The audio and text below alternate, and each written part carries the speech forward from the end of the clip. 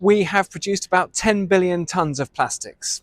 And most of that, 6 billion tons of it, is still in existence, and nearly all of it has been produced in my lifetime.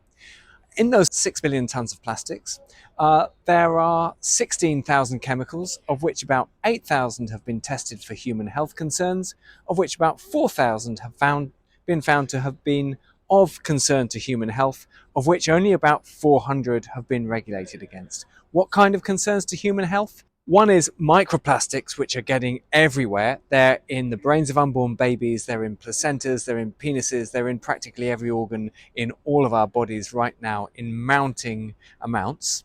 Those microplastics contain these chemicals, including endocrine disruptors. That means they're disrupting our hormone system, they're getting in the way of our fertility, and they are giving rise to certain types of cancer. And just how serious this is, the science is still emerging, but it's looking pretty serious. And we're arguably even more addicted to plastic than we are to fossil fuel.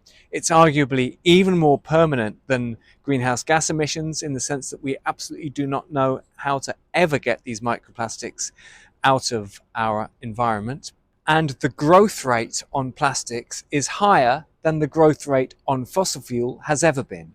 It's growing at about 4 or 5% a year, and that growth rate applies to the rate at which we're producing it and the amount that there is in the world, and it also applies to the amount that is building up in our bodies. So that's doubling about every 15 years. So we're going to hear a lot more about plastics. It's a very serious element of the polycrisis that we're accelerating towards.